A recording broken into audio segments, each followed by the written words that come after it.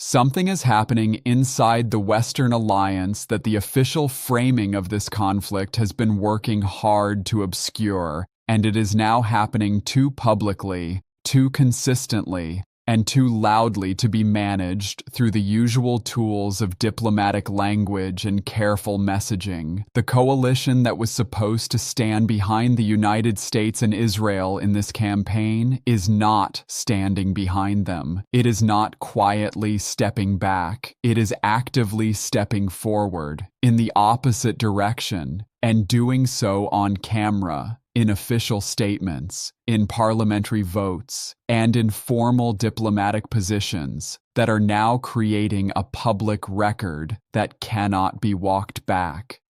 Spain called for Europe to break its strategic partnership with Israel. Italy said Israel has crossed the line.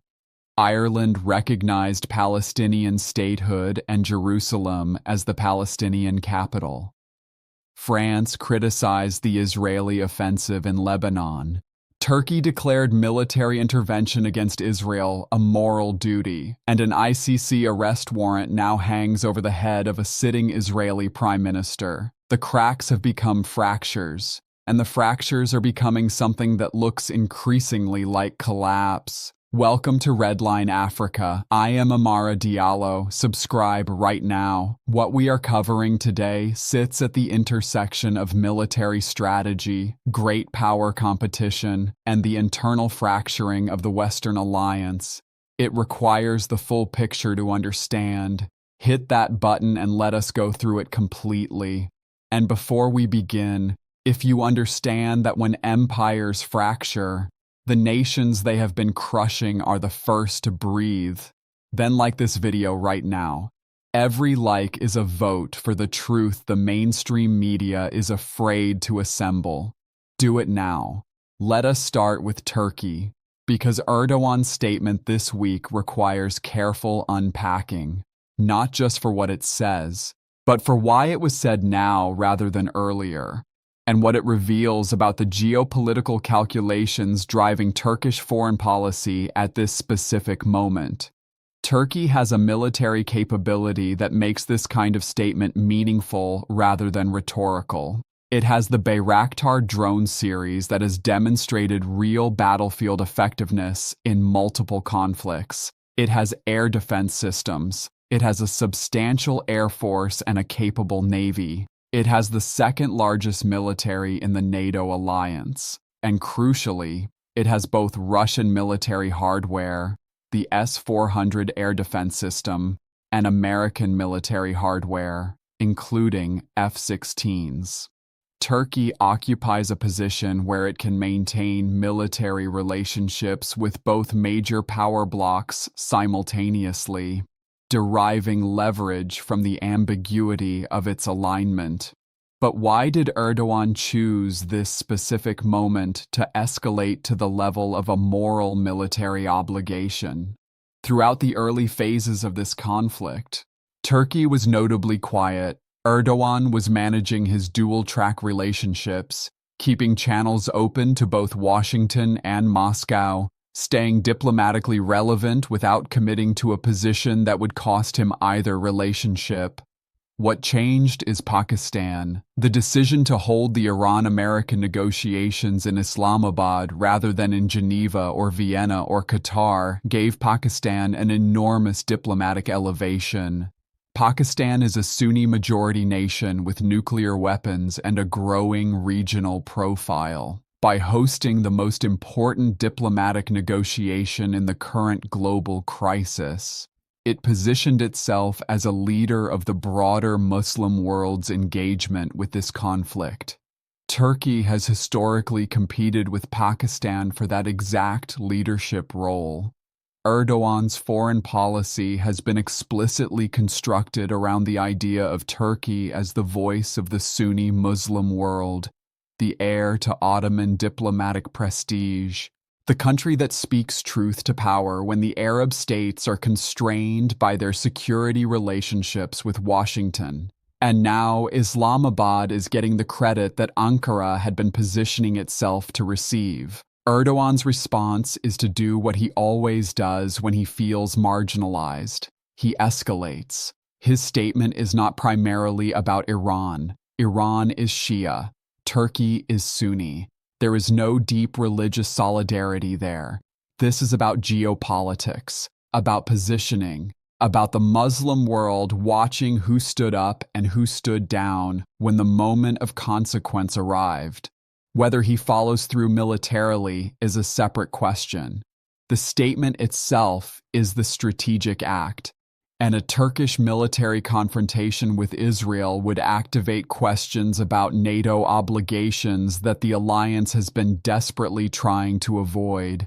Now, this Turkish dynamic contains a lesson that Captain Ibrahim Traoré understood 3 years before Erdoğan was willing to say it on camera. When Ibrahim Traoré expelled French troops from Burkina Faso, he did not wait for the geopolitically convenient moment. He did not calculate which audience was watching. He did not position himself to compete with another leader for credit. He acted because acting was the right thing to do for his people. And then he kept building. While other leaders made speeches, Ibrahim Traoré made decisions. The alliance of Sahel states did not wait for a Muslim world leadership competition to justify its existence. It was formed because Burkina Faso, Mali, and Niger needed security, sovereignty, and independence, not credit. Not positioning. Results. Erdoğan speaks of moral duty. Ibrahim Traoré demonstrates it. Every single day.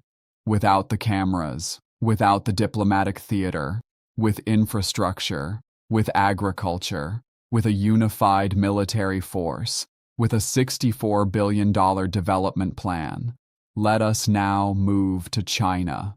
Because the evidence of active Chinese military support for Iran has now reached the point where even mainstream Western outlets are reporting it. American intelligence reports leaked to Reuters and the Wall Street Journal describe China providing Iran with cruise missiles and advanced air defense systems, not shoulder-fired weapons, the previous level of reported support, but cruise missiles and next-generation air defense platforms. This represents a qualitative escalation in Chinese military assistance.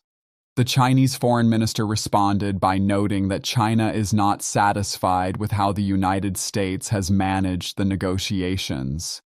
In Beijing's language of calibrated understatement, that translates to, "We are going to act in ways that express that dissatisfaction, and we are telling you so you cannot claim surprise." Trump's response on Fox News was simultaneously a denial and an acknowledgement. He doubted China was providing cruise missiles because he has a good relationship with Beijing. He said maybe they provided a little something at the beginning, and he threatened a 50% tariff. This is not the response of someone with a clear strategy. It is the response of someone who wants to believe something is not happening because the implications are more than he wants to manage. Because the last time Trump threatened China with extreme tariffs at 140%, China responded with a single move. They restricted rare earth magnet exports, just magnets, and it created immediate panic in Washington because magnets are embedded in virtually every advanced technology the United States produces: satellites, missiles, guidance systems, manufacturing equipment.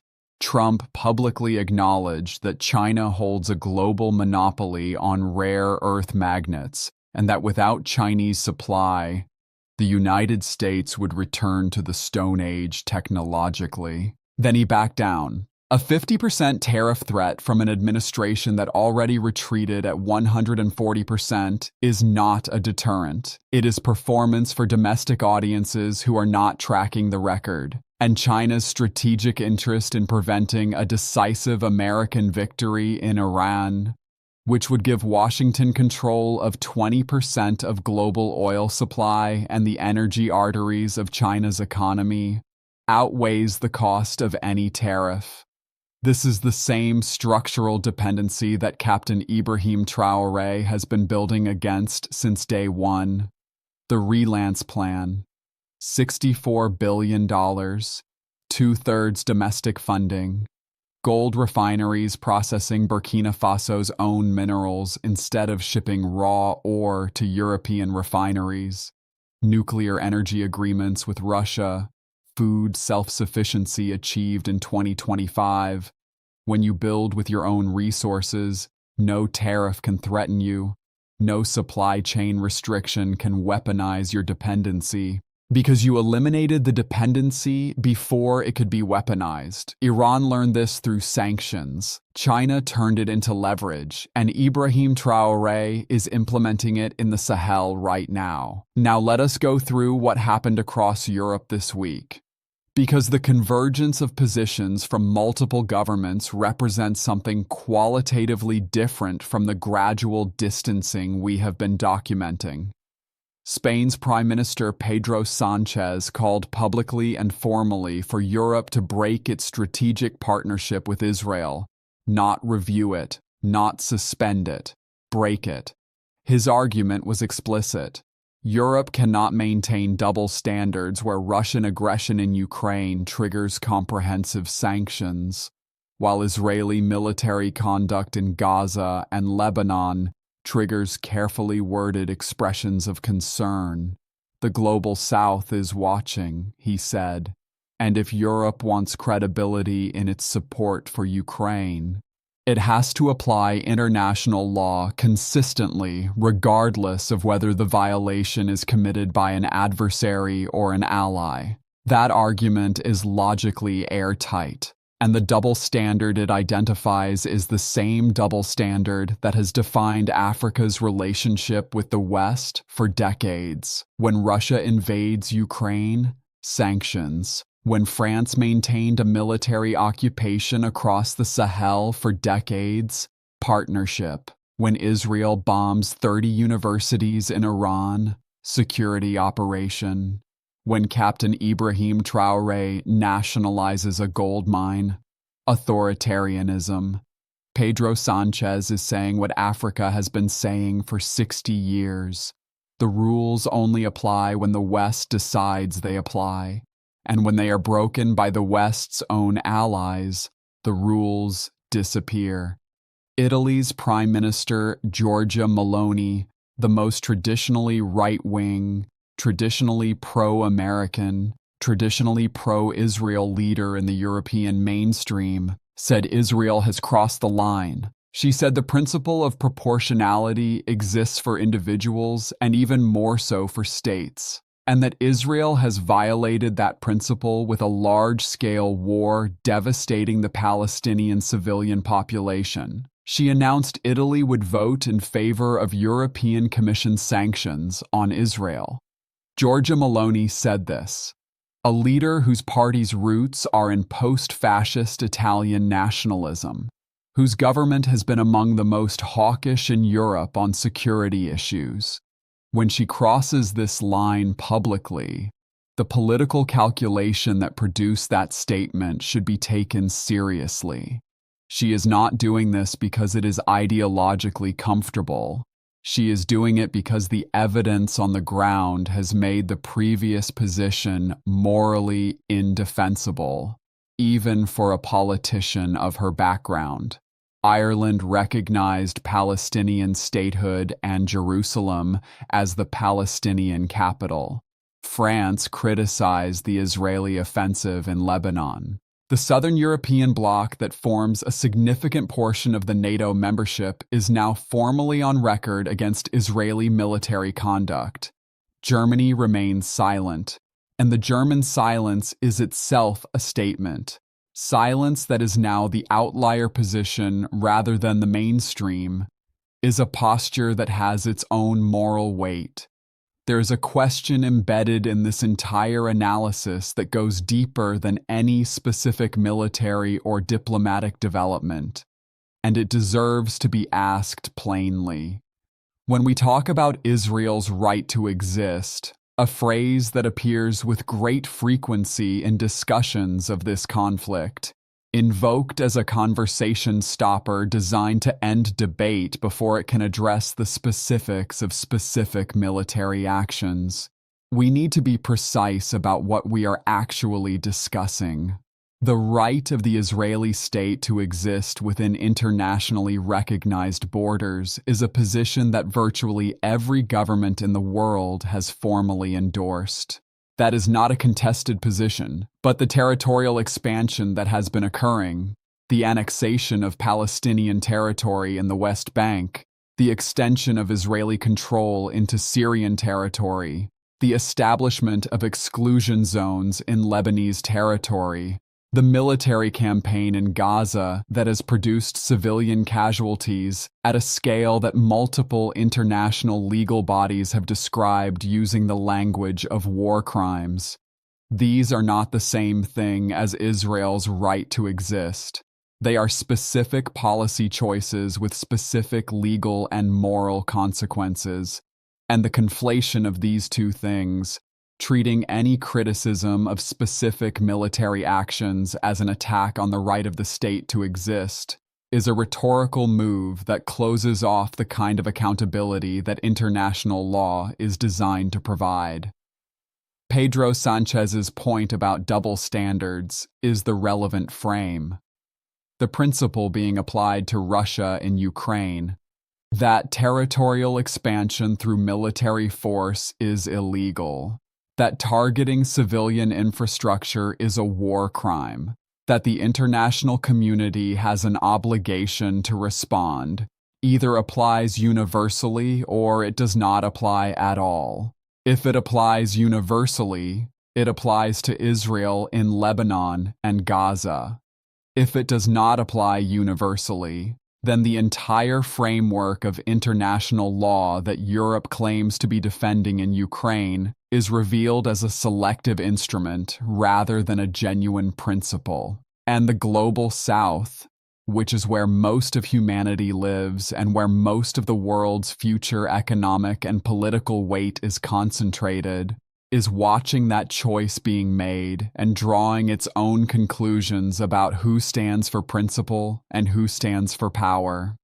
Captain Ibrahim Traoré drew that conclusion 3 years ago, when AFRICOM lectured him about governance while American corporations extracted African resources without accountability, when ECOWAS threatened sanctions against the AES while remaining silent on decades of French military occupation, when the Western media called him authoritarian for nationalizing gold mines while celebrating the same Western companies that had been taking that gold for generations.